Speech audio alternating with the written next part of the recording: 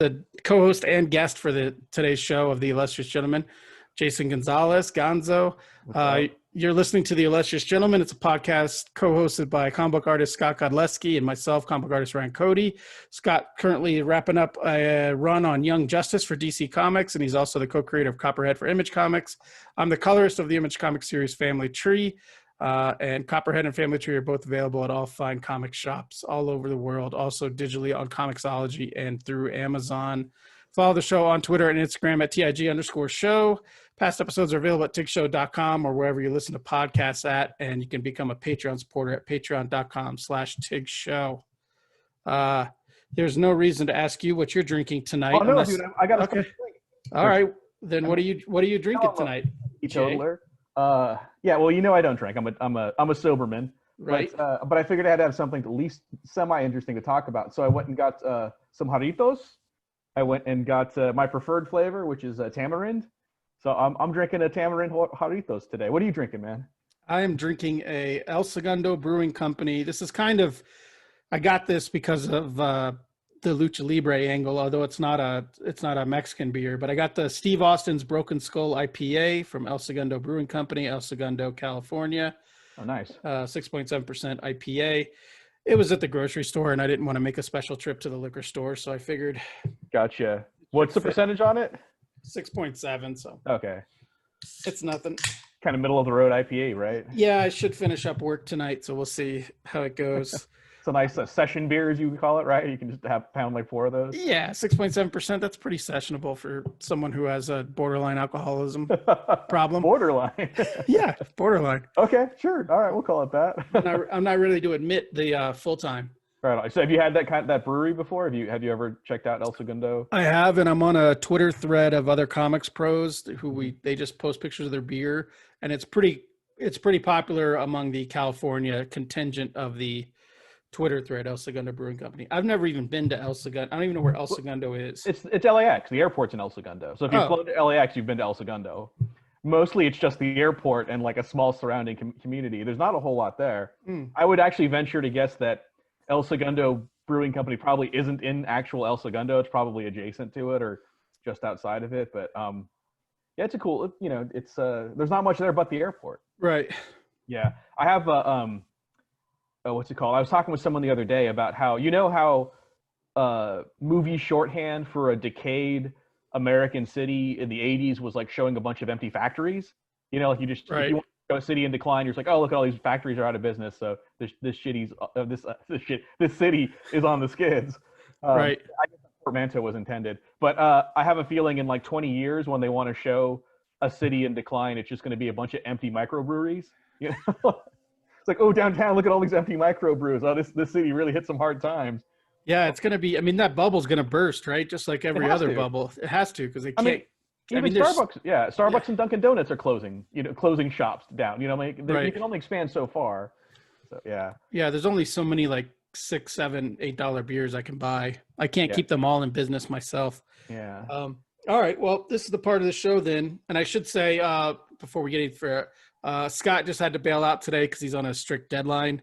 So he's working like crazy all week. But he'll be back for everyone who's wondering. And go ahead and pre-order the last couple issues of Young Justice that he's on because he's doing great work on that book. So the TikTok segment, if you want to jump in here, anything you've been digging or anything you've been absorbing, normally I would say in the last week, but in your case, for the last little while. I went through Cobra Kai. I think is a good chunk of the planet did. Have you checked that out yet? I just can't bring myself. I can't accept the fact that it's any good. Dude, you're a dude. So it's better than it has any right to be. But you're a dude who kind of trades in that kind of nostalgia. So I feel like, but I also know that me telling you that it's a thing you would dig makes you not want to see it even more. Yeah. Yeah. Dude, but I just say this, that like it sets up a thing and you kind of think it's going to be you think it's going to go one way. And it kind of doesn't do the thing that you think it's going to do. It at least does it in an interesting way, right? Like there's a lot of kind of typical storytelling that could happen in it that doesn't happen in the way that like it's smarter than it should be for what it is, which is just a nostalgia tickle, right? It's kind of like have you seen that Harley Quinn cartoon that's on HBO? Like that's also a thing that I really thought it was going to be one thing. Like I thought, oh, it's like an R-rated Harley Quinn cartoon, so it's going to be just a lot of dick jokes and what have you. And it kind of does a clever thing where it starts out kind of being that. Like the first few minutes of the first episode kind of give you exactly what you thought it was going to be, and it seems like it's going to get real tiresome. But it takes a pretty hard left and goes into some interesting areas. You're like, oh shit, is this what the show is going to be? So those are two things I've really been digging lately. And I finished both of those out. I just finished up the Legend of Korra as well. I like wrapped that up. And I got a hot take on that, dude. I think it's better than the original Avatar, the Last Airbender series. I think it goes more interesting paces. I think its storytelling is more mature, and I fucking think the animation is better through most of it. I think it's like better done. Yeah, that might just be the difference between it being like an HD show versus like a non-HD show. Yeah, just newer. Yeah, but it's dope, dude. Like I really like Legend of Korra, like even more so than the first one, and I fucking love the first one. So yeah, I haven't watched a cartoon since like Justice League Unlimited. So, and I don't even love like the DC movies anymore, like the animated movies. I don't really love that much. Yeah, they're kind of by the numbers, dude. I've noticed that, like, because my kids were watching those when they first started coming out, and like as my kids kind of started getting to where they were going to age out of them, they really were getting kind of repetitive in a way that like I'm like, God, I'm glad I kind of don't have to watch these things anymore. Right. They're kind of formulaic, but yeah, man, I really dug.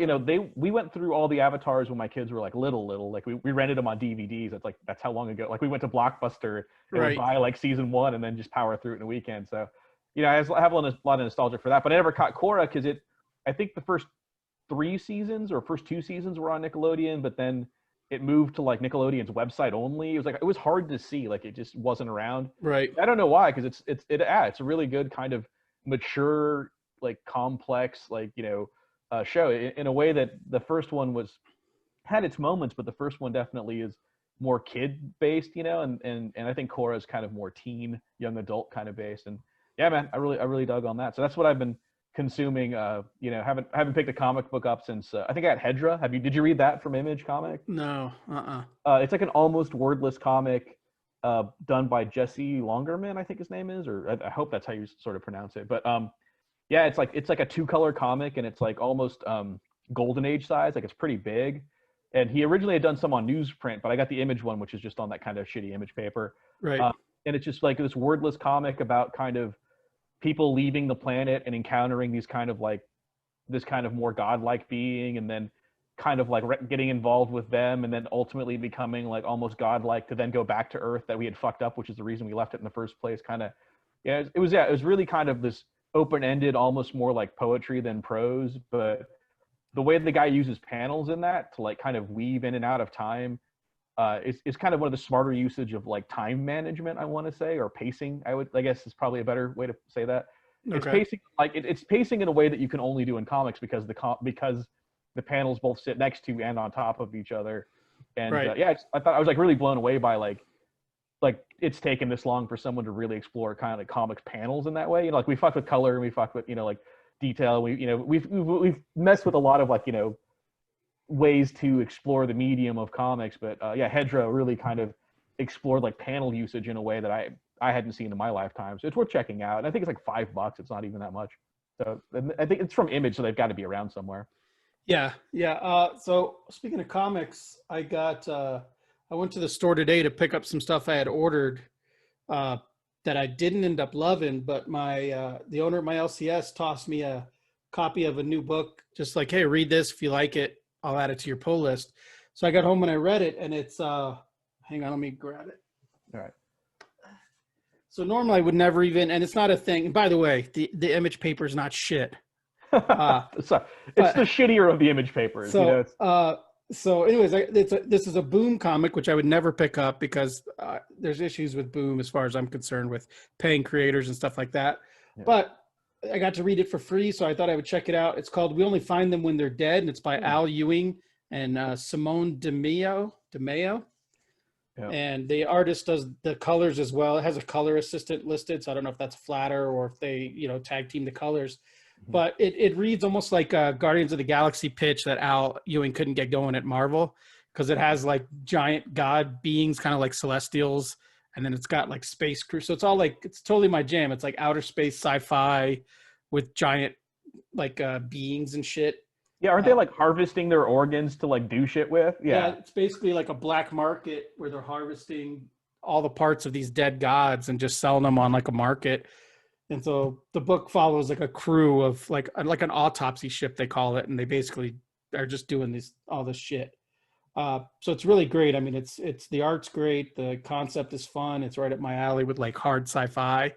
I love the title. You know, it's we only find them when they're dead. Such a great title that you wouldn't expect because it doesn't roll off the tongue. So you'd see a lot of people try to get a catchier title, but I kind of like that. So I highly recommend that one. Like I said, that's from Boom, and it's cool. I've been hearing a lot of good things about that. I definitely want to check it out. I just got to find time to get back in a comic store. Do you go weekly, or do you just kind of pick up when you have time to go pick up? I go whenever. I don't go if there's nothing that's not on my pull list, or if there's nothing I'm not interested in getting, I don't go. But so I probably go like 2 to 3 times a month. And Corey's really good. He'll text me like, "Hey, do you want to check this out?" And he'll send me a picture of a cover, or sometimes I'll get some previews of books and stuff like that. So, but I mean, I'm buying more comics now than I have in years, which for me is maybe like 4 to 5 a month, 6 maybe. So right on. You guys were talking about X titles last week, right? Was that last week or the week before? It seemed like are you still on board for those? Weren't you picking up like the? No, I was picking up when Hickman first rebooted it. I picked up Powers of X and House of 10, or Powers of 10, House of whatever. Yeah. The Hoxpox? Yeah, I got Hoxpox. That was mostly because of the artist, but I really did like the direction it was going. But then when it launched into all of its separate titles, I didn't like. I'm not a huge fan of all the artists or all the creative teams personally. I mean, obviously they're good artists because they're working on X books, but not enough for me to drop $20 a month on some of these books. So yeah, gotcha. I haven't been keeping up with them. So I'll buy an issue if Pepe Larraz or RB Silva draws it, but I'm not buying issues on the reg. Just to keep up with the storyline. Yeah, and I'm not doing that. Most of what I buy now is image books, the occasional like Boom or Vault or something like that, but I don't, or DC, like whatever Scott's working on, I support. I'm that guy. Yeah, exactly. I mean, I definitely pick up my friend's stuff, and then I'm kind of just into single creator stuff mostly. It's like one person kind of seem to be the most interesting kind of takes on comics these days. Like that Hydra book is one guy, and right. Yeah, it's just I don't know, man. Comics by committee is just kind of like it's killed a lot of creative momentum, and I think even the smaller companies have gotten big enough that they're not taking chances anymore. And I think that the return on comics has gotten to a point where you can't do something you might not make money on because it might put you out of business. Right. Like it's such a it's an unfortunate situation, but I like chances. I like weird shit. I like people doing stuff that like I haven't seen before. And after 35 years of reading comics, it's kind of hard to blow me away. Right. And also at like $5 a pop for like a first issue that just sets up what the story is actually going to be. It's kind of disappointing. It's like, oh really? Like you couldn't have actually got into the story and then maybe flash back to like motivations. I just gotta I gotta get to the very end of like page 22, if that. It's like page 19 these days. No one's doing 22 page comics anymore. I could get to page 19 before the actual situation arises that's going to be the theme of the entire issue, right? Yeah, it's like page 19 gives you the stinger for the issue, and then 20 is the cliffhanger. But the first 18 is just filler. It's just character study. It's people having coffee and talking about who they were. Well, it's the progression. This is the dead horse for me, but it's the progression of a writer's medium. Writers like to write. They like to hear themselves talk through these comics. Oh, fucking writers love their words, man. Yeah. So it's like they want to fill every issue with, 18 pages of talking and 2 pages of action. I mean, that's the problem with a lot of with the bigger companies. I feel is that they can afford to get the best people for all the aspects of the comic creation. So writers are going to write the hell out of it, and then the artist is going to draw the hell out of it. The inker is going to ink the fucking hell out of it, and then the colorist colors the hell out of it. And they're all over. It's just overwrought now. There's just too much on. Like there's too many words, too many colors, too many figures, too much background. Like it's just everyone's doing their fucking best, and and it's just none of it means anything anymore. It's just kind of mush. And when I talk to me, or the deal. When you're at a show or at a convention, you talk to young artists, you talk to young writers, you end up kind of semi-mentoring people, or at least kind of giving advice out. And some of the advice I give to writers especially is like, look, man, nobody gives a shit about what they read, like the words that they read. They definitely kind of only give a shit about what they see. What they really get from the comic is how they feel about what they read and saw. So you just need to get like an emotional truth to each panel on each page and get that one emotional truth to them. And it's usually like a transition, right? Like if, page one should, start angry and get happy. It should, start surprised and get calm. Like there should be an emotional journey per page. And it's just that. It's that feeling. It's like, oh, it went from happy to sad. It went from angry to satisfied. It went, whatever that emotional journey is, because people are looking to like emotionally identify with the story, and that's all they're going to remember is the emotional journey that they took, and not the fucking clever quippy line where you referenced like WAP or whatever, fucking like whatever song. Like God, whenever I see a song referenced in a comic book, I just want to fucking cringe, because it's like 4 months after it was even.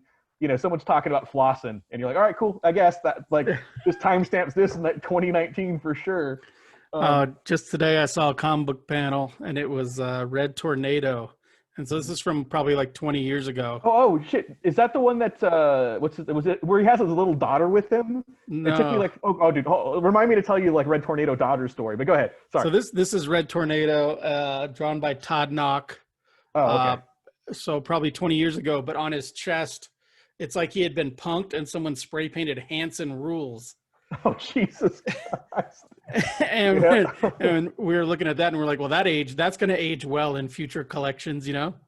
All right. So Red Tornado has a daughter. Yeah. So I didn't know that.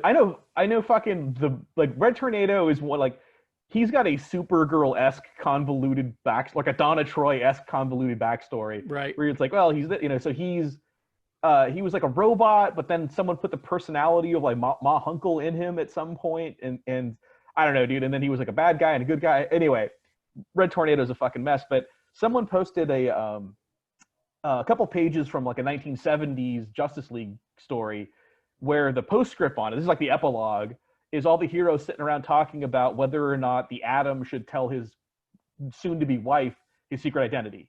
And Superman and Batman are like, nah, dude, don't, like, it's just gonna, it's gonna get him in trouble. Elongated Man's like, oh yeah, like I told Sue, like, she knows everything about me, and it's just this weird conversation about them debating it. But the whole time, Red Tornado's holding this little dark-haired girl like a fucking, like a ventriloquist dummy, and she says nothing, but she's in every panel he's in, just on his lap, and I'm like, the fuck is this girl? And it took me like a full day and a half of like asking all my comic nerd friends, like, who the fuck is, like, I screen capped it. I'm like, who the fuck is this girl that Red Tornado is just like has on his lap like a ventriloquist dummy? And it turns out it was like his daughter, his adopted daughter that he got, because I guess he got married and then they found it, like, and I'm like, is it like bring your daughter to work day? Like, why the fuck is she in the satellite while these guys are having this conversation about fucking secret identities? That it was just such a, like, the most random, like, editorial note in the 70s. It's someone's like, oh no, make sure his daughter's there with him to make him look less, like, more human, or whatever the fuck concerns they had in 1976, right, or whatever. But isn't this little shit now hearing Batman and Superman talk about their secret identities? Exactly. Like, that's the thing. It's like, is he gonna have to kill her if she like rats them out? Like, didn't he just give her dangerous information as a child? I mean, she's got to be like 8 or 9. She doesn't understand. Like, she's not gonna keep a fucking secret. No. Yeah, it was the most bizarre thing. It was just a rabbit hole I went down this week. Was like trying to find out who this little dark-haired girl. And I thought it might be like Beautiful Dreamer for a minute, but she was like too old for that. And, like, I don't know, dude.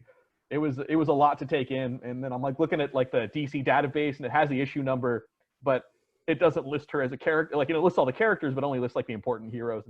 Right. Kind of I'm like, she's just like a prop. Does like Red Tornado just have girls with him in the 60s or in the 70s? Yeah, it was the 70s. Yeah, but talk about writers meeting, dude. The 70s, like fucking, like 3/4 of each one of those panels is word balloon. I'd love to draw it, because it would like literally be getting like a 25% bonus, because I'm not drawing half the page because I got to make room for word balloons. Yeah. I miss the days of in corporate not corporate comics, but in sort of comics, the way comics by committee, as you mentioned. I wish they were lettered before they got to me, and I'm sure the inker wishes they were lettered before they got to him. Yeah. Because like I colored a book the other week, and then I saw a proof for it, and it was like, plenty of stuff I didn't need to color. Yeah. I didn't need to render and all that shit in the background. Well, I know a lot of guys will they'll still write full script, give it to an artist, then see what's drawn, and then modify what they wrote, like because they'll do the Right. lettering on it. And yeah, man, I don't know. I think that I think the medium's got away from what made the medium cool, you know, in a lot of places at least, you know. And then something like, you know, we only find them where they're dead is like, oh yeah, you can have a big idea that will sustain a series, and you don't have to have a lot of like, you know, bullshit conversations happening or what have you, or Hedra, which has no words in it, you know. Like that's the thing when like writers and artists want to talk about, you know, who's more important or whatever. I'm like, look, man, without what I do, you got a book, like not a comic Right. book, you just got a book. Without what you do, I still have a comic book. Like there's plenty of those that don't have a fucking word in them. So Right. you tell me kind of like where the scales have tipped. But I think the weird thing now is that comics have, you know, they've kind of always, you know, vacillated between being a writer medium or artist medium, but we're getting to a point where they're an editorial medium now. Like they're almost a lawyer's medium now, where it's just like, oh, we need to keep these guys out in the public domains or out in the public so that we can maintain our copyright on them. And we have like no interest in actually doing good stories. We just want to maintain the status quo so that we can do whatever we want in the movies, because that's where the, you know, we're talking about 2/3 of our industry, or no, it's like 3/4 of our industry is run it's run by people who only tangentially have an interest in said industry, right? Right. You know, I mean, fucking, and AT&T got that, dude. They came in and were like, you make how much money? You're doing what now? No. You guys are all fucking fired. Yeah. The hell out of, I mean, it sucks for a lot of people. I'm sorry for everyone who lost a job, but it's like, you know, what you know, you guys really were kind of on the dole for a while, you know, basically losing money every quarter. And, you know, and I think it's important to note too, that like comics, like we're the two biggest companies that put out comics, like 3/4 of our industry, we're not their customer. Like the comics buyer isn't the person they're trying to make money for, or isn't trying to, like, they're not trying to give us something. They're trying to make money for their stockholders.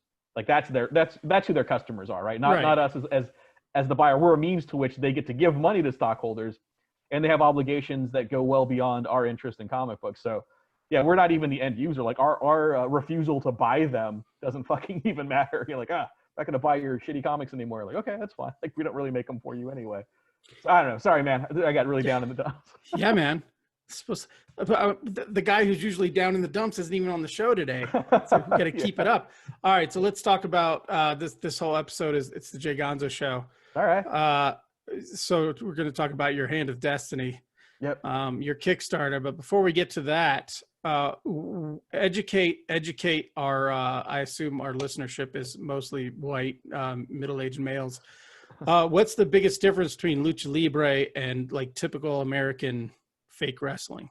Well, on a technical level, so they used to be mostly masked wrestlers, right? And so the mask never comes off. So they're Superman without the Clark Kent, right? So these guys, there's no suspension of disbelief. It's actual invitation for the audience to indulge in a fabricated reality that extends beyond the ring and out into the real world, right? Because these guys only show up in the world with their mask on, and you know, they really it's kind of performance art in as much as it is a sport, you know, or physical activity, or, you know, like dancing or what have you. But also in lucha libre, the typically, and I think this has changed recently, but up until fairly recently, like the 90s at least, and probably the 2000s, the winners weren't predetermined like American wrestling. They're not it's usually best of 3 falls, right? So it's 2 out of 3 wins, you know, you win the match, and it's just you're not trying to hurt each other, but they're out there like wrestling in a way where, you know, if I get you in the, you know, in an arm bar, you have to like abide by the rules of like you're in an arm bar. If I roll you up, you have to abide by the rules that you've been rolled up and pinned, and it's late enough in the match where you have to take the 3 count. So yeah, I mean, it's a little more dynamic and a little less scripted. It's more choreographed than scripted in lucha libre. And then beyond that, I would say that because of the masks, American wrestling is very ego driven. It's very much about who you are, you know, like imposing your will on people. And Mexican wrestling, everyone's kind of anonymous and only defined by their actions. So it's a lot more about agility and leverage and what you can do as opposed to who you are. And that just kind of like, I've talked about this like ad nauseum, but that just has to do with kind of the cultural ethos toward identity in Mexico, because we have, you know, we're as much conquistador as we are conquered, right? Like I'm as much victim as I am victimizer, and for a long time a very strict caste system existed in that world, wherein your inherent identity kind of dictated your fate for a really long time. So, you know, in modern times now that there is social mobility, people tend to focus less on who you are and more about what you do. and it's just it's an ethos difference that doesn't really port over to America in the way that in any kind of real way. I mean, like, I think Americans just kind of see like the fun costumes and the masks and the capes and the agility and like, oh, that's cool, you know, but they don't kind of get the whole like, yeah, the reason these kind of people are culturally resonant is because they are identityless, right? Like they've eradicated, they've obliterated any kind of inherent identity and substitute completely for action. And it's a record that's kind of worn on your face, right? Like that can be taken away from you at the drop of a hat, right? Like if you lose that mask, you never get to be that person. So every win, every loss, every match you've ever made is all attached to that mask. It's like, it's fragile in a way that American wrestling kind of isn't. Like people can come back from heel turns in American wrestling, and people can come back from, even, face turns, what have you. But yeah, in Mexican wrestling, you lose that fucking mask, it's gone. You're never that person again. And you just kind of have to move forward with that. So, the stakes are a little different, I would say, in kind of how I set up my comic in that right. manner. So in doing a comic about a lucha libre, when you were a kid and you were absorbing all this stuff, did you see the connection between like lucha libre and superheroes, like the mask, the identities, kind of the righteousness as opposed to the me bullshit of like, Hulk Hogan and, Andre the Giant and shit? I definitely did. I think I saw the super heroics, and then I definitely saw the kind of, for lack of a better term, like the realness of them being like out in the world with their costumes still on and their masks still on. And I was like, oh shit, like this isn't just them. They're not just this isn't their day job. This is them, And I didn't know how to kind of put it in terms when I was a kid, but it was something that like that realness of it, or that extension of kayfabe out into the real world really struck me as like that level of commitment really struck me as a kid. Like they're Superman and there's no Clark Kent, they're Batman and there's no Bruce Wayne, and like they never get to quit their job, like they never get to put it down. And I really kind of struck me as it struck me as important, I guess, for lack of a better term. Like I'm just like, like that's a hell of a thing, like just taking into like they never stopped doing this. It was kind of like mind blowing as a kid.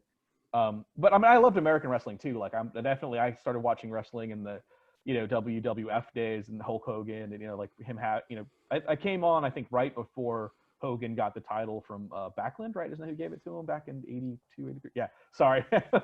Getting in the weeds with wrestling for it. Yeah. So, I mean, I was there for the like, kind of that golden era of early WWF up until the Attitude Era. And then I just kind of like, It's kind of what it was with Lucha Libre too. Like once Lucha Libre started getting into like the AAA league, which is a separate league away from the CMLL, which had been the kind of traditional league for like 60 years at that point.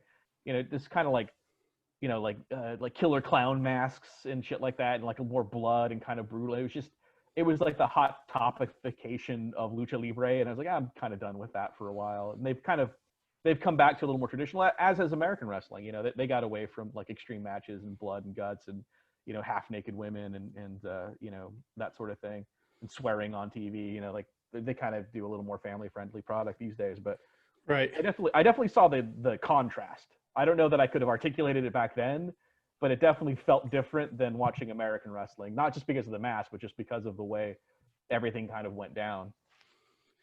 Okay. So yeah. All right. So your comic, La Mano del Destino, it's one of those weird feminine male things. Yeah.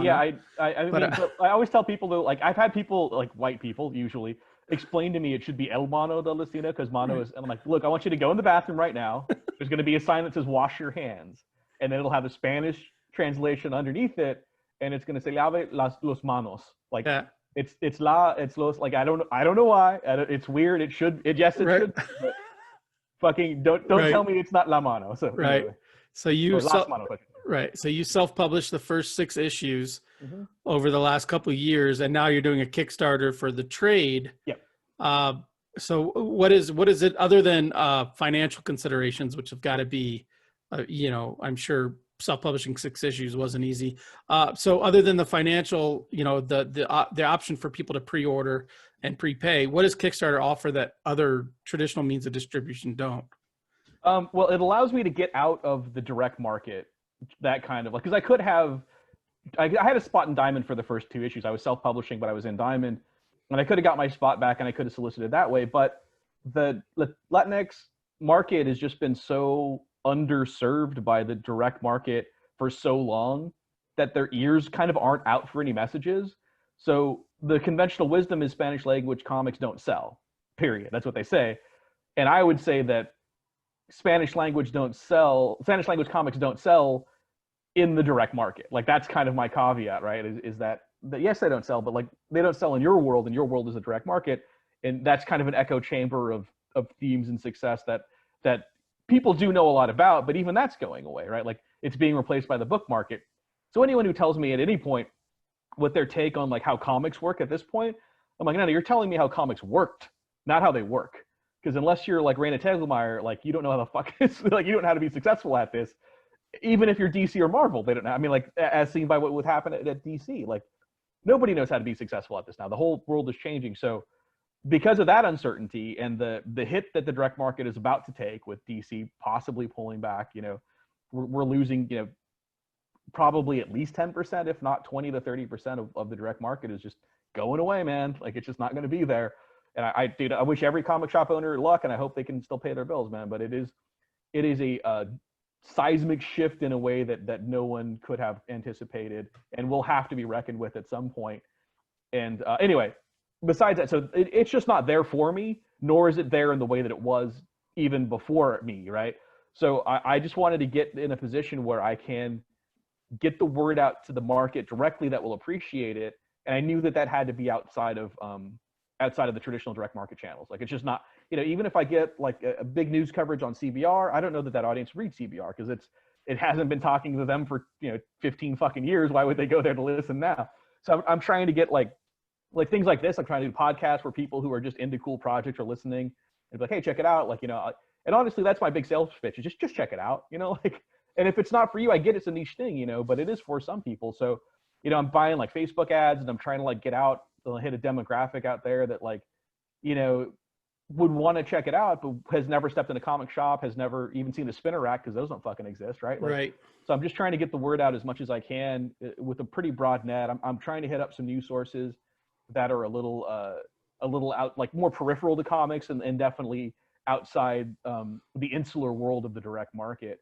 So, I mean, then Kickstarter allows me to do that, right? Because you can buy in directly, and then also, if it doesn't fund completely, I'm not like, it just doesn't happen. So I'm hoping, you know, like, my break even point with this is like 800 people. I just need 800 people to buy in, which isn't huge, you know. I sold 1,200 of my first issue through Diamond, so, you know, it's like, I know that there's at least that kind of interest in it, but I'm just trying to get it to the people who will appreciate it. I'm running the campaign for 60 days to give me the maximum amount of time to try to get that audience there. So yeah, I mean, it's just it's a task, and I know that these people are out there, and I also know that I have to go to them, as opposed to like being in the Diamond catalog and waiting for some tastemaker comic shop owner to decide that it's worthwhile, to then also decide to tell the person who might enjoy it that, you know, I'm just trying to cut steps out mostly. Right. How does the experience of the it wasn't your Kickstarter, but the Tata Rambo Kickstarter? Yeah. I'm sure that was geared mostly towards the Latino market. How did that? What did you take from that going into this? Like, other than it's hard as shit to reach the audience, because you're right. Like, you're right. I don't see a lot of like the Hispanic market, or I guess the indie comic Hispanic market, especially, flipping through previews every month looking for what strikes their fancy. So if you're not beating them over the head with the news about it, they're never going to know it exists. So how much did that experience help you prepare you for this experience? Well, it definitely let me know it was going to be a hard road to hoe. Like, I knew, because we went kind of down to the wire on, I think, 2 of those 3 Kickstarters. So I knew that it was going to be close, but it also assured me that people were into it, you know, and it also showed me that, like, so many people would like find out about it after the fact. Oh shit, this is cool. Like, well, it already funded, so you can buy your copy, you know, when this happens or that happens. So it just let me know that it was going to take time and effort, and kind of prepared me for that. And it also, but it also gave me the faith to know that these people are out there, and we're fucking starved for it. You know, like, when I go out with Henry and we're signing books, I can't tell you how many people are like, God, I've been waiting for something like this. I'm like, like, it feels good to hear that, but also it's like, yeah, the audience is there. And I think that the kind of direct market wisdom has always been to, like, let me translate an American hero into Spanish, and there's your Spanish comic. Oh, look, it didn't sell. And I'm like, well, fucking, you took Captain America and just put it in Spanish, and like, yes, it's in their language, but it's not it's not a subject matter that speaks to them, you know? Right. And so Henry and I did a book that literally, was created by two, indigenous and Latinx people, about indigenous and Latinx people, about a thing that really happened, in a manner in which they could consume it. And people fucking loved it, and granted, we had to hand sell those things and get out and kind of do our road show and get it out to them, but they were there and they fucking loved it. And the same with like my comics individually, the single issues, man. It's like I get out in the world, people are like, fuck, I've never heard of this. This is great, and I'm kind of, I'm building my fan base kind of brick by brick, but they're in there solid. They're not fickle fans. Like they're willing to wait months and months between issues, and they've been super cool about everything. And so seeing that kind of gave me the faith to just do this, but also know that it's going to be kind of me out here on the internet hand selling this idea to person individually. And I got 60 days to do it, so I'm going to do it as best I can. But yeah, man, I mean, like, so the part of the Kickstarter, the reason that I have to kickstart it is how big the book is, and part of the size of the book, that's 400 plus pages, is I am doing all 6 issues collected as they were first printed in English, all collected in the book. But it's a flip book, so when you flip it over, I got all 6 issues in Spanish, translated into Spanish on the other side of the book. And the English language version that I did originally has a little bit of Spanish phrases in it. So in the Spanish version, those phrases are going to be in English. So yeah, I'm just kind of flip-flopping how those go. And I also have like 24 pages of like behind-the-scenes stuff in there. I've got 14 pinups by some fucking great artists that I'm gonna start announcing those soon. So yeah, man, I'm trying to like make it worthwhile for the people who bought the issues to want to buy the collected edition.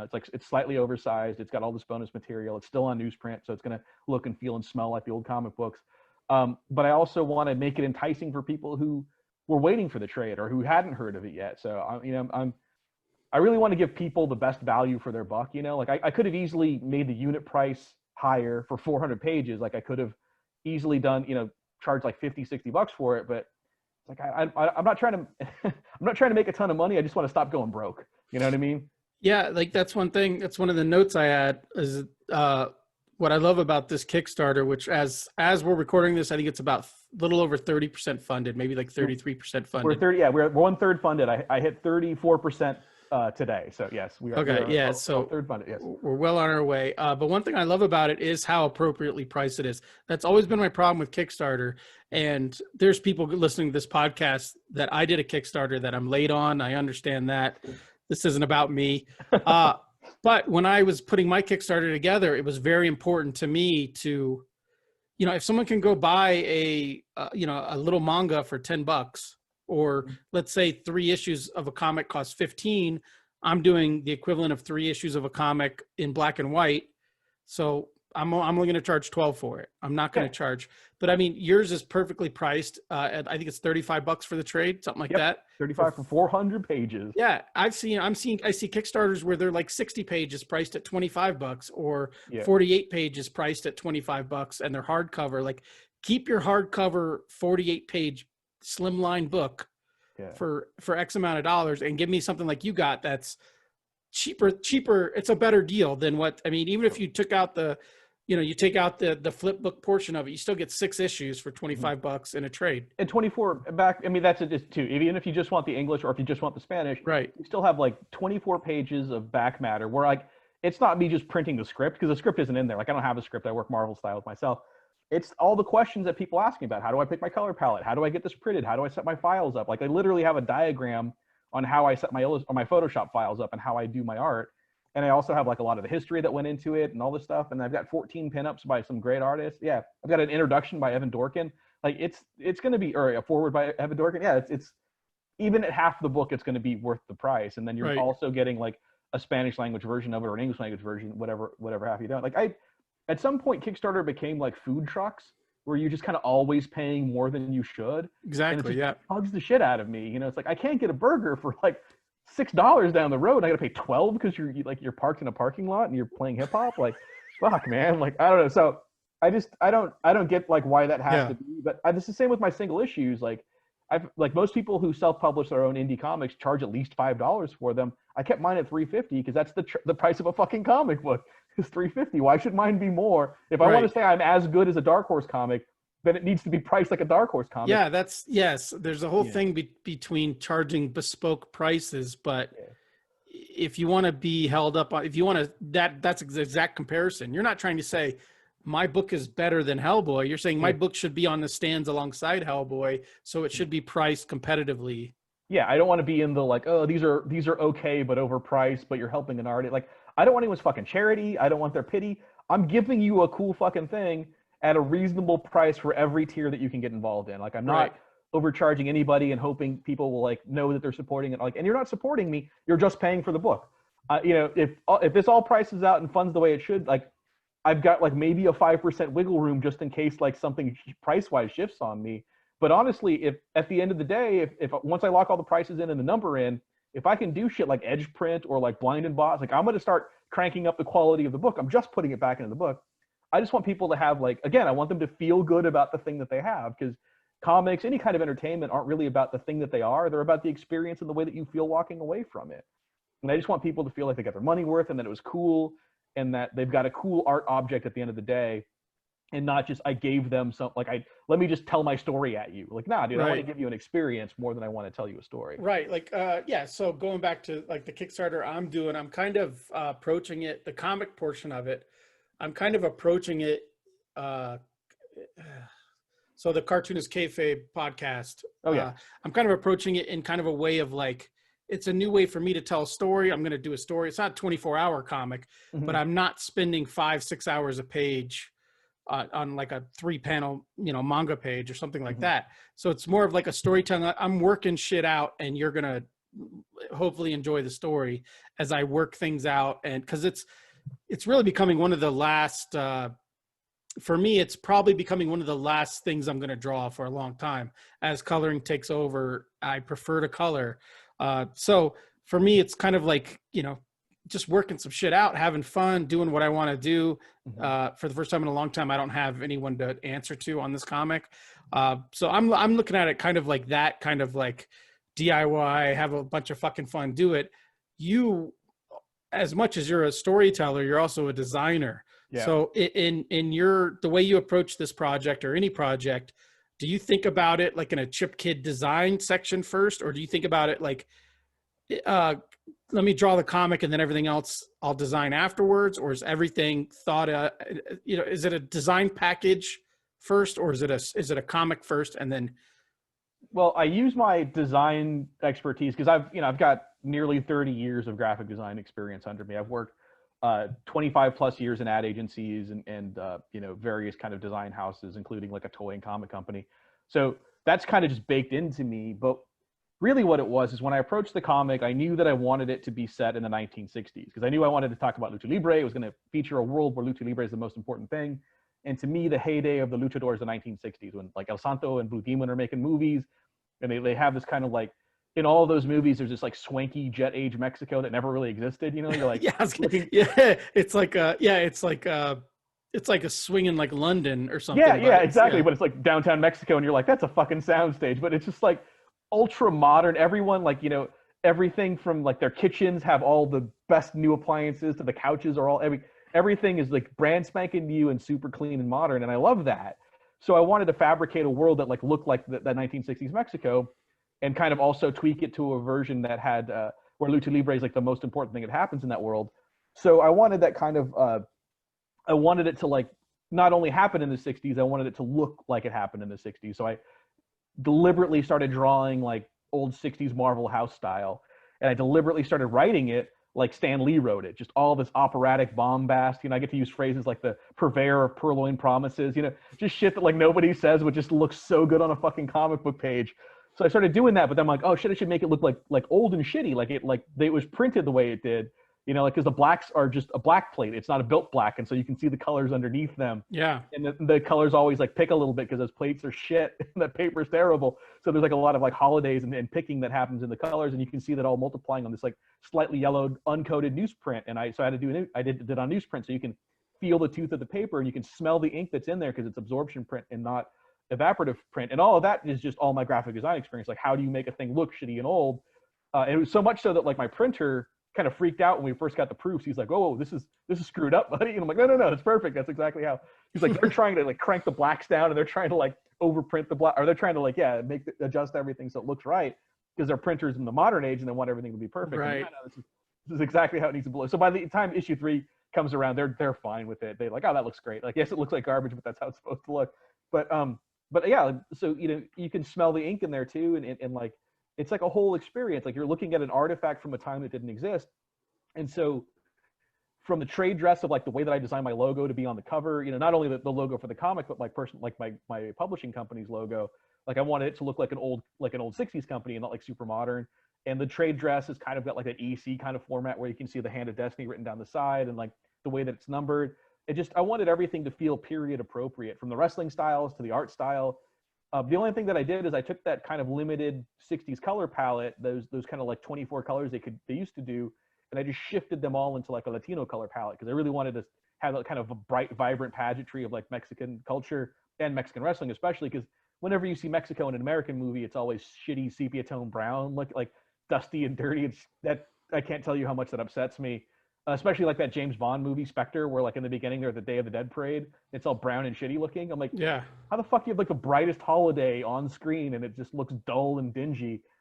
I don't. That's a whole other diatribe I can get into about Americans need to feel like Mexicans are dirty. But anyway, so all of the I like dirty Mexicans. I love Tucson. I love that vibe. Yeah. But I understand that's not the normal vibe. I understand. Yeah. And I mean, there is aspects of that, but I feel like America has fetishized Mexican poverty to a level because it makes them feel like they can condescend to us. Oh, right. Poor, dirty, we're slumming if we go to like Tijuana or something. Yeah. And that is demeaning in a way that that's like the dictionary definition of white privilege right there, is your ability to feel sorry for other cultures that aren't white. Yeah, I just did it because I talked about how much I love dirty Tucson, and I love dirty parts of towns too, and I do like quaint rustic Mexican places, but even those will have like the brightest magenta door you've ever seen in life, right? Like it's just and Nacho Libre does a really good job of showing that, because they have like a rundown, quaint little pueblo, but they do also have the bright punches of color everywhere where color could be, So anyway, so the graphic design approach to it was that it was a limited color palette. I wanted to keep it kind of curated. I definitely wanted to at the risk of sounding too high-minded, I wanted to confess its artifice, right? Like John Updike talks about, that all art has a need to confess its artifice, like tell you that it's a made-up thing. And I feel like if I limit my color palette to I have it down to like 16 colors, and I think, or no, it's like 12 colors, and 3 of which only exist on La Mano, so I have like 9 colors to work with. It definitely kind of tells you like this is a curated reality. Like, don't get hung up on like the realism of it. Like, you don't need to see every stitch and seam. You don't need to like know how the Fantastic Car flies. Just fucking go with it, Right. And it's like, so in being unreal, it allows people to have a real emotional connection to the story being told, as opposed to constantly judging it in comparison to like the real world, right? Like it's no longer competing for validity to source material. It's now just the story that you can let happen. And all of that was a conscious kind of design thing that I just knew the kind of experience I did. So that's how the comics got created, from soup to nuts, from like the font I used on the letter page to the papers. Like, I have, it's not self color. It's got newsprint on the outside or newsprint on the inside, but it's got a glossy cover like old comic books. So you get that experience of the difference in paper stock texture between the cover and the interiors. Did all of that, and then when I decided to kind of do the trade paperback, I decided to do that sort of Chip Kid thing where you maintain the degradation of the aged object within the collection.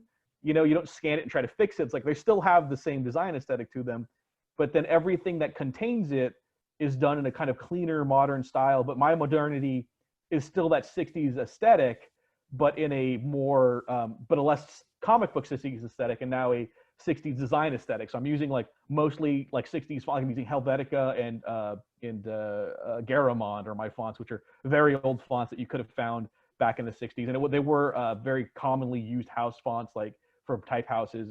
And I don't really do anything that you couldn't do with like a stat camera and some overlays, and V-Lox back in the day. So I made the container for me, the everything that's not the comic itself, I wanted to be kind of clean Swiss design aesthetic from the 60s, and then the comic itself just exists as the comic. And so I didn't want the trade to also be this kind of kayfabe old 60s comic. I wanted it to be a slightly different thing. So the considerations were just a slight shift in those, and so like there's not weathered pages on the back matter stuff. It's like it's on white page. I mean, it'll be on white pages. It'll still be newsprint, but it'll, you know, there's part of me that thought about doing that where the comic pages were all newsprint and then everything else wasn't, and price wise couldn't happen. So, right, yeah, you don't want to mix up the. Right. I mean, you can, and they'll do it, especially if it's perfect sure. bound, because you don't have to worry about signatures when it's perfect bound. You just have to worry about your odds or even pages numbers. But now we're also printing on 2 separate presses to then marry together, you know, collate together and have to bind. I mean, they'll do it for me for sure, but they're gonna make me pay for it. Right. And that's, you know, I try to keep my cost kind of like make a cool object, but also keep the cost affordable. You know, like right. And to me that was just it, man. I wanted to make something cool enough that people would want it and could afford it, and not so cool that it's like now I just need 10 people, but they all have to pay $500. You know, like that's a fool's gamble in me. I would rather get it to the maximum amount of people. So I hope that answered your question. Yeah. So you and I have been on road trips in the past, and legendary. You like to tell me like how OCD I am and stuff. Yeah. One would say that designing, writing, drawing, coloring, lettering, and producing your own comic might be a little OCD. Yeah. So, right. So is this something that once you started it, because I know you were always big on it's going to be these 6 issues. Mm-hmm. I'm going to get it done. I'm going to do this. So now that you've done it, is it something you feel like it's something you want to continue to do, be the one-man show, or would you look forward to collaborating? Because you literally on this book, on the 6 issues, the 100 and however many pages, 172 pages and 6 issues. Yep. Take that, Marvel DC. So. Oh yeah, issue 6 is double size. It's 44 pages. Okay, so you didn't give up. No one did anything else on this book other than you. No. Right. Yes. It was just me. I think I have pinups coming in. I want to say, did I include any? I don't think I included anything that wasn't me in any of the pages of this. Right. I want to say that, but I could be wrong. But at least the story pages, everything's me. Yes, correct. Okay, so moving forward, are you excited to maybe, because you've done other gigs where you didn't do every single piece of it. Oh yeah. So I guess, what do you prefer more? Do you prefer the relaxed of just being a cog in the machine? Because I talked about this on a panel with Phil Hester earlier this week, where I love being a colorist because so many of the storytelling decisions are made. I only have to make my own storytelling decisions. I have to keep up the narrative and aid the narrative. But I didn't have to lay those pages out. I didn't have to write those pages. So I really enjoy being just a colorist. And I don't mean that in a demeaning way. So is this something are you one of these people that's like, I'm only ever going to do my own stuff again? Or are you happy to do work for hire, slot in as an artist or a colorist or something like that? I think that if I did work for hire now, I at least want to be kind of co-creator on them. I want to have a say in the storytelling, because I've done just the drawing enough, and what I end up doing is usually at least penciling and inking, if not pencil, ink, color, and letter. Mm-hmm. And I find that when I work with the writer, the first couple of times it was like I just drew what they told me to draw, you know. Right. And then I started kind of like, hey, you know, if we maybe made this big panel here or blew this up into 2 pages as opposed to 1, we could then have the reveal here. And so I think my chops are maybe as a storyteller and not necessarily as a draftsman. Like I think that my art style works well for a couple of things. Like I get that. Like, so I feel like if I did anything that was kind of like collaborative in a way that I would want to have like at least the ability to like guide the story as I tell it. And not be beholden to someone who writes. Like, honestly, man, if I just don't want to work with anyone who's got a full script for me, to be honest. Like, if you write me a story and it's got like page 1, panel 1 on that first page that I'm reading, like, fuck you. Like, I don't want to. Yeah. So, like, if you use the word low angle, high angle, medium shot, like, okay, just eat a dick. Like, so that's yes. So that's you don't want an artist. You want you just want a wrist. You want someone who can draw better than you can to do what you want to tell them to do. Yeah, so I don't have a problem with full scripts, but you need to be able to and have the ability to change things up however you want. Like I'm lucky that this family tree that I'm coloring, like I can see Jeff Lemire's scripts, I can see Phil Hester's pencils, I can see the inks, I can see where everyone makes slight changes. because maybe they know what's better or they want to try something different. And I haven't implemented that much in my career where I change up panel count and I change up, but I definitely don't want the fucking stage direction. That's for sure. Oh yeah, but like today I was talking to somebody and we were going over this script, and one panel had like a ton of talking characters in it. And I'm like, fuck that, dude. Take that one panel and turn it into like 4 panels. Like, there's no reason to try to cram because 99% of writers have never even tried to lay out a page with stick figures. So they don't understand when they're telling you to do this ridiculous bullshit. In their head, it all makes sense because they're picturing a cartoon in their head. They're not picturing static images in their head. I encourage all writers to try to at least stick figure it out. Just see how it works on the page, and like if you can't make it work in stick figures, then I can't make it work fully. Or chances are I can't make it work fully rendered. Yeah, and I feel like the big problem with that is like all of those Alan Moore script books that went around, like all the different like Alan Moore scripts that people could see, because they see that level of like they see the comic and it's the comics he's done and they're brilliant, and they see the level of specificity that Alan has in his scripts, and people think like, oh, I need to be that specific. What they don't notice is that he's not talking about staging and all. He's talking about the feeling he's trying to get across, like we talked about this earlier. And then the last sentence of every one of those is like, unless you have a better idea, just do that. That's the one thing writers never fucking see in those Alan Moore scripts. Is like, yeah, even fucking Alan Moore was like, hey, Dave Gibbons, if you got a better idea, just do that because you're the artist. Like, I'm just trying to tell you what I'm trying to accomplish. Like, that's just it, right? You tell me what you're trying to do and I'll do it. Don't tell me what you're trying to do and how to get there, because then even if I have a different approach, you're going to see it as wrong as the wrong in comparison to the approach that you had. Also, it's telling me that I only have this one avenue to explore it to try to tell, just tell me where the targets are and I'll fucking hit them. Don't tell me what arrow to pull out and how to aim it. Like, cause I know how to hit the fucking target. That's what you hired me for. Right. And if you wanted if you wanted to draw the path of the arrow to the fucking target, you don't want me, you want someone else. So that's kind of my overall there's angry artist guy. There's lots of easy ways to get to there's many ways to get to the final product. It doesn't have to be it doesn't have to be the way of somebody who doesn't know how to draw. But whenever I talk about this kind of thing, there's a anthology I worked on years ago, and the guy putting it out was really happy because he had like a pretty big name writer who's now like more of a TV writer, but a pretty big name writer was in on it. And he showed, and then they paired him up with an artist who I know, and then the script came in and it was like panel 1, the character is on a plane, so focus on the character inside the plane, writing a note as a stewardess serves drinks, as all the stuff goes on. And it's like, well, you can't, I think it even said zoom in. I think it said panel 1, main character on a airplane flies over the Pacific, zoom in on person. Like, that's not one panel. You can't, you can't, you can draw one panel of the inside of the plane, but you can't, that's 2 panels at least. Every time there's a different action. I mean, it's basic. It's in Scott McCloud's like Understanding Comics. Yeah. If there's a and or a then or a do this, that's another panel. Yeah, I feel like the thing that I've learned most by doing this whole comic is it's made me a better writer than it has made me a better artist.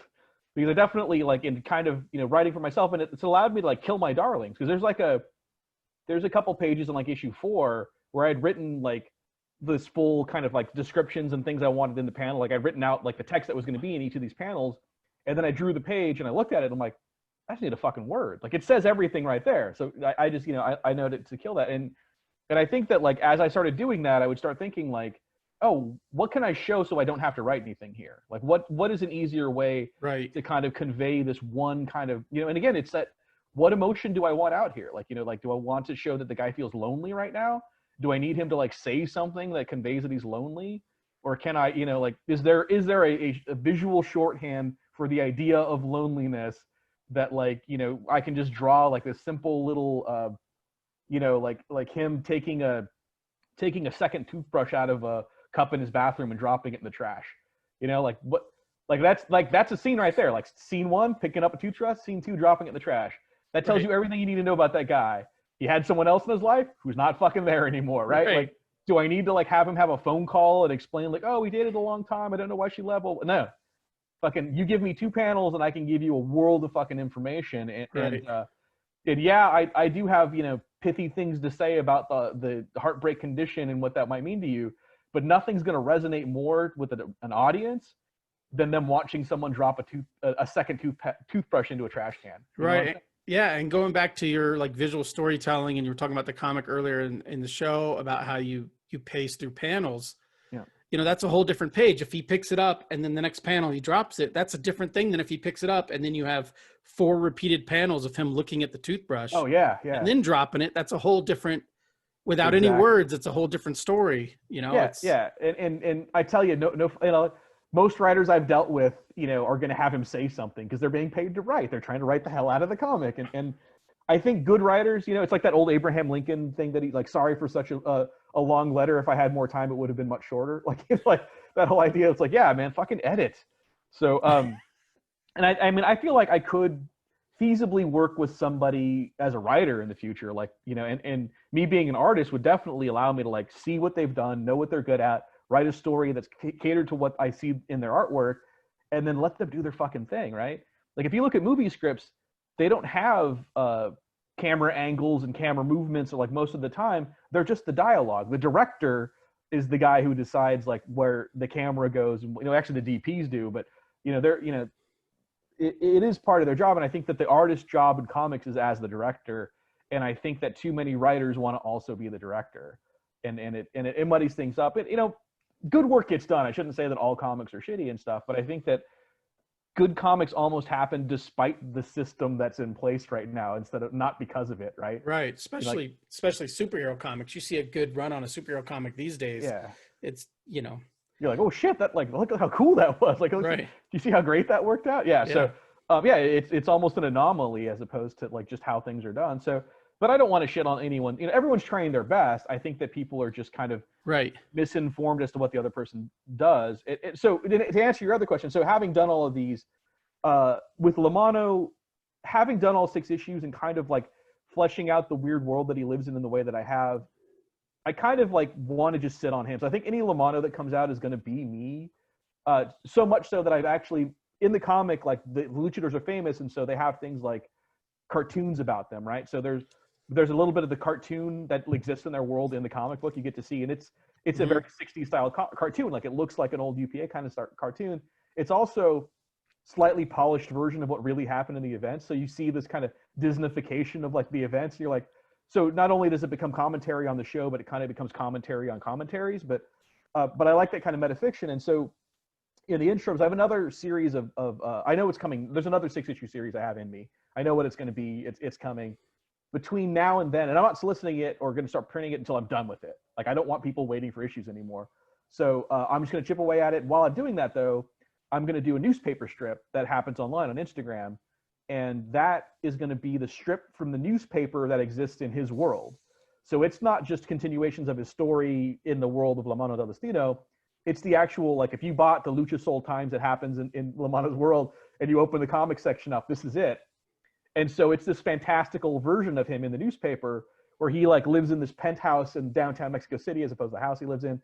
He drives like a slightly different car. He's got 2 pet jaguars that like live in his house, and he like fights crimes. Like, the first arc is going to be him like going after a jewel thief, you know, and there's going to be mad scientists. There's going to be like just weird shit that can happen, so that when I get to the next series of comics, he's going to have this kind of things that he's done that people know about that aren't really him, that he has to contend with. Where people like ask him about his pet jaguars, he's like, that's just the comic strip. Like, that's not me. Like, I don't really, like, nobody has pet jaguars. What are you talking about? So I want to build this metafiction that becomes part of his identity that he has no control over, that he has to contend with in the quote unquote real world of it. So I'm going to do some of that. There's also like, I want to do a comic book record storybook that is the movie or is a comic book adaptation of a movie he made. So one is going to be like giant robots fighting giant monsters. The other one's going to be like a spy caper, but that all feeds into like how people perceive him in the public and the world that he'll have to deal with in the second issue. So yeah, I'm just kind of like in all of that stuff. I may or may not pull in some people for that, because some of it I do want to be different than what I did, so that it is a kind of thing where he has to contend with this really off-model version of him that happened, you know, like that sort of thing. Right. Like, yeah, you do like an extreme version. Like he gets pissed because there's like a image 1993 comic of him, and it's him with like brass knuckles and razor blades and shit. Yeah, he's definitely gonna have to deal with a violent version. That's one of the things I want him to deal with is like this, like it's my, it's gonna be my commentary on like, what if Superman watched, what if there was an actual Superman and he came down and he saw a Zack Snyder movie about him? Right. Like, what the fuck? I am not that guy. Is this what people think of me? So there is the Snyderverse version of Lamano that's going to have to happen. That's going to be the bridge too far. That's part of the story arc that happens in this. But it's all set in the 60s, so it's got to be like the Sam Peckinpah version of him, right? It's like the Wild Bunch version of Lamano happens, and he's like, holy shit, like that is not me. Like I don't use a gun. Like what is all of this nonsense? So yeah, I'm going to kind of make my point about things like the Extreme universe and also like, you know, Zack Snyder. And honestly, I want to make my point about the cultural need for those, you know, like when people fucking love the Punisher, you know, like right. Or Judge Dredd is the big one that kind of gets me. It's like people who are like really into Judge Dredd. I'm like, you don't really get what that's about, dude. You don't get that he's making fun of exactly the bloodlust that you have in your eyes right now.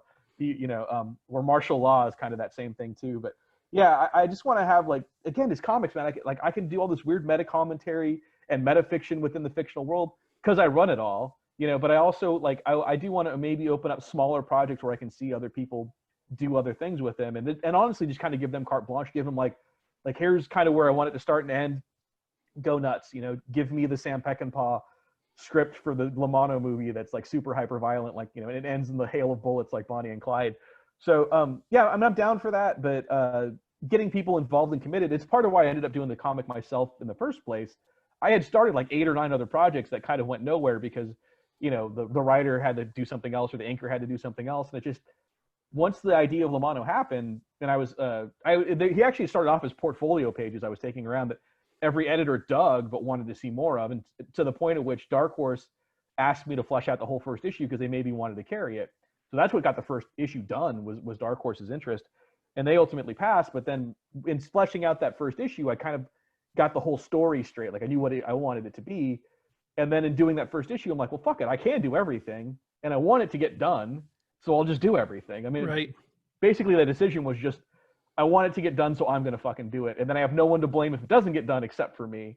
But I do like, you know, I'm willing to get like into a team in varying degrees, but at this point in my life, I'm 46. Like, I just don't have to do anything I don't feel like anymore. You know, like I don't have to fucking audition. I don't have to dance for anybody. Like, fuck it, you know, when I tattoo, and when people want to see my portfolio, I'm like, yeah, go get tattooed with someone else. Like, if you don't know me well enough to know what I tattoo like and want to tattoo for me, I'm not gonna fucking audition for you. Go fuck off. Go get there's plenty of tattoo artists. Go elsewhere. It's the same thing with like, if someone has a gig for me, it's like either you know I'm right for it or you don't. I'm not gonna do sample pages and audition for it. Like, you know, yes or no, man. Like here's a fucking 172 pages of a book I did myself. Here's, you know, like 90 pages of a book I did for Top Cow. Here's all the shit. Like, you tell me what, you know, you tell me if you want me to do it, because you do or you don't. I'm not gonna fucking dance for you. So I guess it would depend on that. I mean, you know, but if Marvel called tomorrow and wanted me to do Spider-Man, I'd probably take that. But I also know I'm not the Spider-Man guy. You know what I mean? Right. I'm never gonna be. I met Mark Chiarello many years ago. He's been a big kind of proponent of my work, and he pulled me in to like talk about artwork. And like the first thing I said when I sat down, I was like, "Look, man, I know I'm not like the Batman or Justice League guy. Like, I know I'm never going to be your like monthly dude on a fucking Justice League book. But if you got some weird shit, maybe you want to do something fun. Like, I could definitely I could do that." And Chiarella just goes like, "Oh, good. I thought I was going to have to explain that to you right now." So then we just talked about art. It was fucking great. Yeah. Right. Like, that's kind of how I think about like my work, especially my coloring work. Like, I'm not going to be coloring Justice League. You know, there's way too many highlights and shit on that for me to deal with. But anyway, sorry. Yeah, but well, I mean, there does have to be these days. But yeah, like well, I have a good question. I'm going to ask you a question about that. Finish up what you're talking about, though. No, I was just going to say 2 quick things. You did tattoo the my better half on this show, and I think the next time you're on this show, it might be if I go get tattooed by you. Maybe we'll do a show in the parlor. But let's do it. I was gonna say if you do ever do an anthology series or whatever, Viejo Hombre del Destino, I'm into I'm into like old man characters and old women characters. So the next series is kind of happens after this first. It's like maybe a year or two after this first series. I have the second series planned, so I got the second series planned, and then I know what the last series is. So you're gonna see Old Man Mano del Destino. For sure. There you go. That's the last series. I don't know. There might be, depending on how well these things do for me, the Kickstarter moving forward.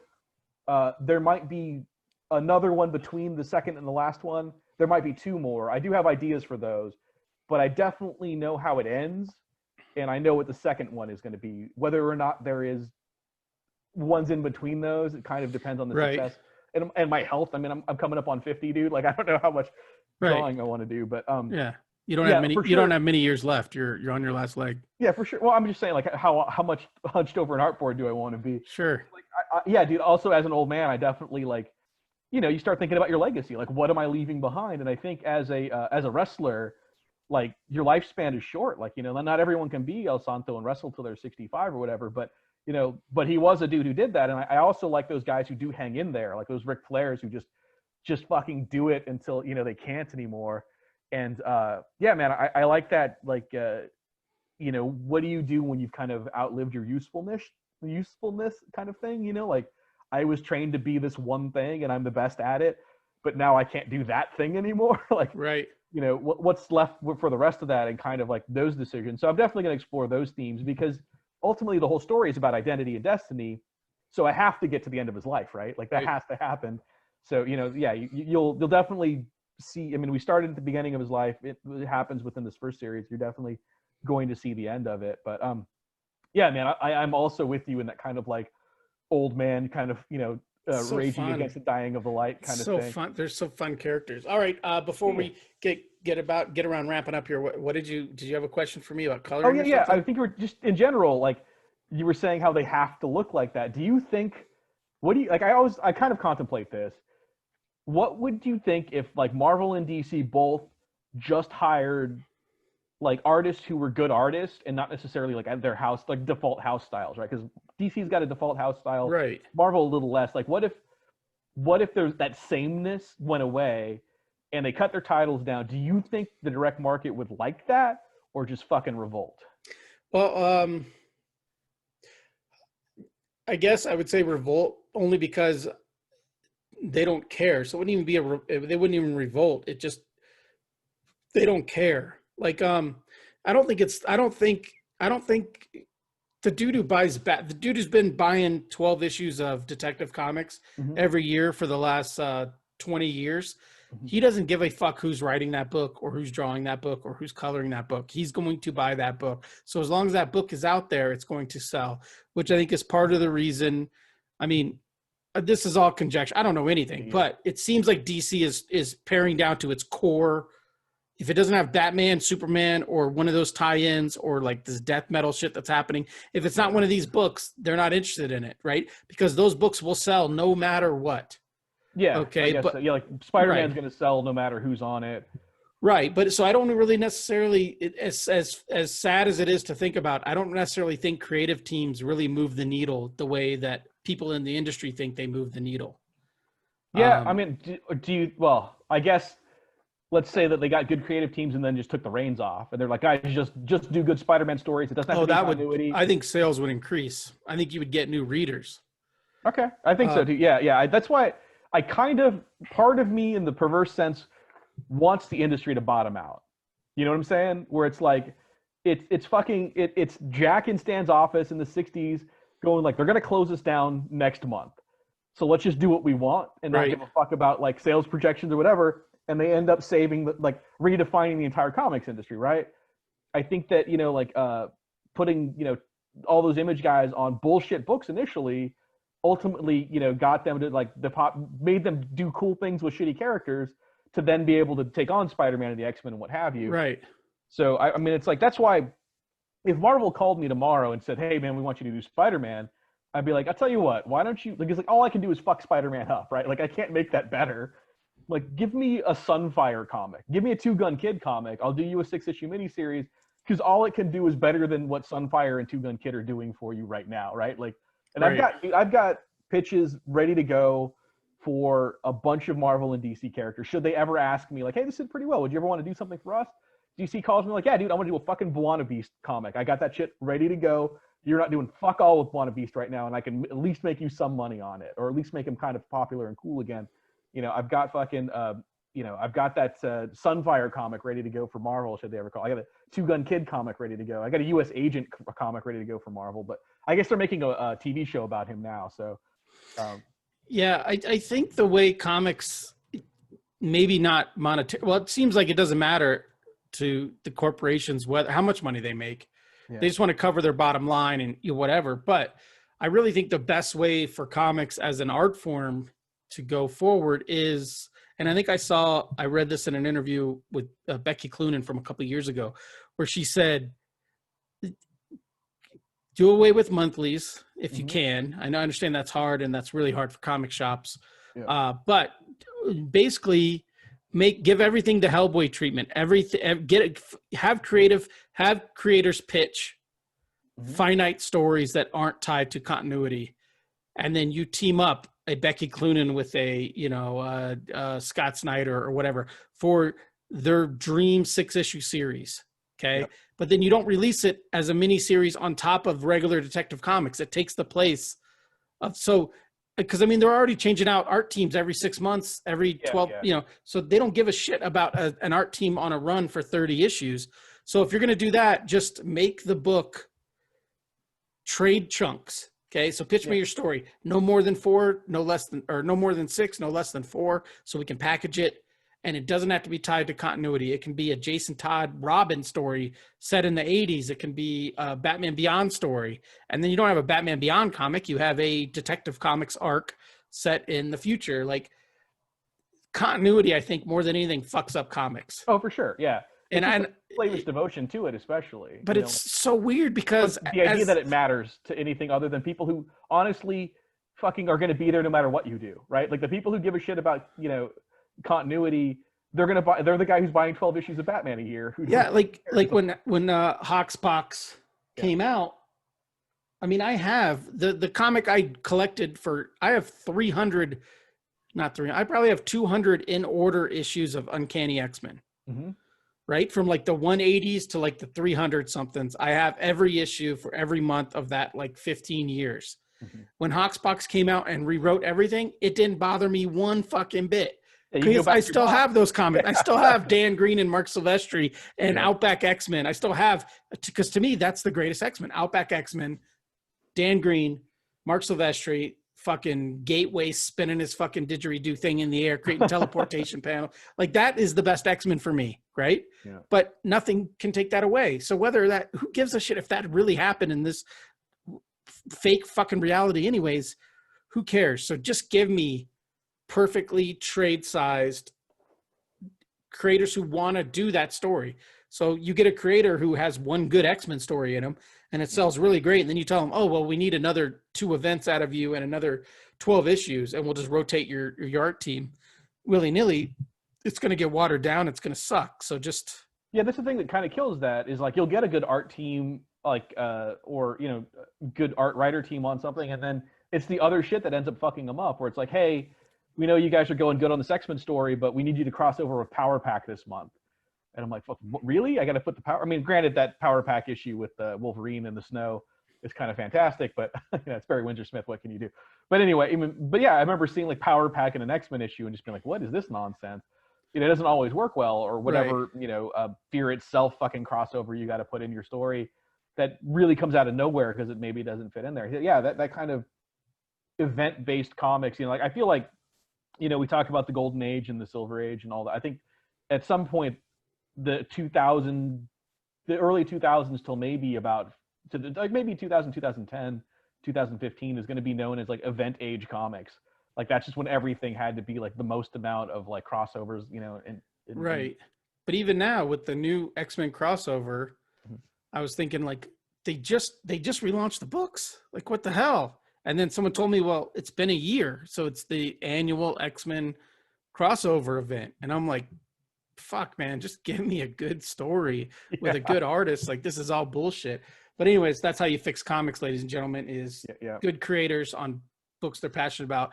Well, I hear the publisher position in DC is open, right? Maybe get our resume in there. Yeah, I mean, did they slide someone in there? Does it matter? I don't. Does it fucking? I mean, that's the thing too about like all of those DC Marvel movies that happen. Like, does it really fucking matter? Like, they're gonna do what they're gonna do. They're not promoting creators into that, as what happened to Mark Chiarello a couple months ago. They're not promoting creative types into those positions. But anyways, speaking of books that you're passionate about, give people the quick sell on the Kickstarter that's happening. I'm sure you have it written down somewhere. No, man, honestly, all I say, just go to, it's lucha libre action set in the 60s. If you like lucha libre, if you like old 60s comics, if you like comics where you have fun, like just, go check out Mano del Destino. Go to Kickstarter. You can just search for Mano del Destino. I'm under their like projects we love kind of thing. So if you go to the comic section and kind of toggle through the projects they love or projects we love, it'll be in there. And just, check, there's enough in there. Like I have interior pages and stuff. You can check it out. You can check out the video. It explains how everything's going down. Honestly, man, I'm just asking people to check it out because I feel like if you take the time to do that, you'll see that it's like, it's quality comics, man. It's not, again, I'm not a food truck. I'm not asking you to overpay for what you're getting. I'm trying to deliver something that you'll dig. So that's my hard pitch. And then the video at the very end has all of my social media. So if you watch the video on the Kickstarter, you can follow me on all of those. Cool. Right on, man. Well, thanks for having me. Yeah. How's the media blitz going? This is probably your third or fourth podcast this week. I think this week this is my first. It's my first this week. I did 5 last week, and then I think I have just 2 more this week. Although I'm setting up one tomorrow, so I don't think it's going to happen this week. I think it's going to happen the week after that. It's going, man. Like Sci-Fi wrote an article or included me in an article. Like literally, they talk about all this DC stuff, and they're all like, "Oh, also these comics are cool." And they list off Mano del Destino that is kickstarting, which is cool. And then the Beat Comics Journal, like the Beat, they did not the comic. What is the? Yeah, Heidi, Comics Beat, Heidi. Yeah, Comics Beat. Yeah, exactly. McDonald. They did a nice little article about like a bunch of kickstarting comics, and mine was in there. I mean, it's been cool. Like it's weird that this thing, like now that it's on Kickstarter, has a lot more life of its own. Like before it was all things that I was kind of like knew about and were happening, and I've kind of getting, I'm getting like hit in different, like people are like, oh, did you see that you got written up here or this happened? I'm like, oh shit, like I don't even send a press release to those people. I don't know how they found it, Right. So like like Chris Hardwick's ID10T podcast like mentioned me on their episode this morning. They mentioned that the Kickstarter's up, so it's going well. Again, it's always that thing where people hear about the Kickstarter they like the day after it closes. Like I'm trying to get out ahead of that. So and then honestly, man, even if you're not into the comic, just share it with someone you think it might be into it. Like that's, I really, like Facebook and Instagram kind of throttle back your exposure once you start saying things like crowdfund and Kickstarter. So I'm trying to like get around their algorithm. I bought some ads too, so it's like hopefully that allows me like a little more exposure. But I just had someone today, like a good friend of mine that we interact on online all the time. I said something about my Kickstarter. He's like, "You have a Kickstarter?" I'm like, "Dude, I've been posting about it for 3 weeks now." It's so weird how the algorithms work and who sees what when. Like I always get, I mean, this is episode 182, and we've done 211, 212 total. And people are always like, you do a podcast? Yeah. It's like, yeah, 3 years now. I tweet about it multiple times a week for the last like 5 years. So it's like, and it's people that are like, that I interact with fairly regularly, not like some rando who just followed me. So it's all bullshit. Social media algorithms are just bullshit. It's all. We got to buy into it. And so I did that. I mean, I'm investing in me. And that's the thing too, man. It's like, I could have put this out through a publisher. I had interest. There were ways to get this out in the world. Not the way that I wanted it to be. Like they weren't interested in doing Spanish and English. So, and I realized if this doesn't fund, then those opportunities are going to go away. But I'm like, I'm banking on me. I'm willing to bank on me. I think that this has an audience. I think it's for people. I think people will enjoy it.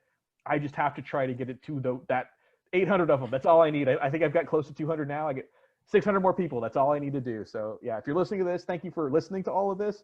Please check out the Kickstarter, Mano del Destino on Kickstarter. And then you can get a PDF for $15, even if you don't want a 400-page tome in your house. So yeah, thanks for letting me preach the word of Mano here. Again, fantastic tier pricing. Even the goddamn handmade mask tier is not overpriced. Like I'm super impressed, not only by your passion and your drive for this project and this character, but that you're also conscious of, like, I'm not going to gouge people for these tiers. Like, everything's it's affordable. You're getting your money's worth. Dummies, just back the project and check it out. Thank you. Yeah. I like, because the project is wrestling, like there's a lot of, like, I wanted the wrestling to be right. And because it's like, because it's Mexican culture, I wanted that to be right. So at every step of this, I wanted to be unassailable in the things that I do. And so with the Kickstarter, I just don't want anyone to be like, man, how come this cost X, Y, or Z? Like, dude, 400 pages for $35 is not a lot of money. Like, I'm not gouging anybody. So yeah, at no point do I want anyone's ability to ever point at me and go like, that's not quite right. Like, just trying to be authentic here, man. No, I hear you. Something that's not quite right is the Steve Austin's Broken Skull IPA from El Segundo Brewing Company. No good? It's just the most basic IPA on the planet. And also, I mean, I understand when you wrestle and you have personas, you might not own the rights to that persona, but it's just a generic can art. It's got like barbed wire around it. Yeah, it's kind of like a PBR take almost. Yeah. It's just a super basic IPA. There's absolutely nothing special about it. It's completely non-remarkable, much like buy a whole 6-pack or just a couple cans? Oh, just the one can. Oh, okay. But yeah, just like Mr. Austin himself, it's unremarkable. So my Jarrito tamarind. Oh, that's right. It's delicious, man. I gotta go. It's got I just spent a whole day like wondering where tamarind came today. So it's like a seed pod that grows on a tree. There's like a pulp around the inside of the pod or inside the seed, so you break the pod open. But yeah, it's got. I didn't realize. I think now knowing it comes from a tree, it does have kind of a tea taste to it, like an iced tea kind of flavor almost to it. It comes across almost citrusy, a little bit sour. But now that I know it comes from a tree, I can kind of taste like the teeness to it. But yeah, it's delicious, man. You can't go wrong with Jarritos. It's the beverage of choice for me. What do you get when you get a Jarritos, or do you not? I've never had a Jarritos in my life. Oh, really? Yeah. I don't drink juice. All I drink is beer, coffee, and water. Oh, okay. So, does Jarritos make a beer, coffee, or water? No, they've got they have just a carbonated like mineral water one. It's just bubbly water. So those are good too. I've bought those on occasion. Maybe I'll get one of those for my mixer this weekend then, out of solidarity. Well, they have their lime is really good. I'm sure you could make like a vodka lime drink. Yeah, maybe give that a shot. All right, so out of 5 Tig Show glasses, what are you going to get your Jarritos tamarind? Out of 5, I'm going to say it's a 4. Okay. It's definitely, if it's anywhere near me, I'm going to go for it, but it's not like there are other things that would supplant it if I saw them there. But sure. Yeah. Well, how about what are you giving to the Steve Austin? 2.5 all day. Just unremarkable. It's fine. But not actively bad. No, it's not actively bad, and it's 6.7%, so it's not bullshit, but it's not great either. So yeah, a solid 2.5. All right. And that's being nice because I'm in a good mood. Well, the beer did something then, right? That's right. Well, I've had multiple others. All right. There you go. Thanks, man. So Scott's not here, so say goodbye, Jay. No, goodbye, Jay. All right. Thanks, man. Yeah. How's your weather? Hang on. We've got to end this before we keep talking shit. Okay. End meeting.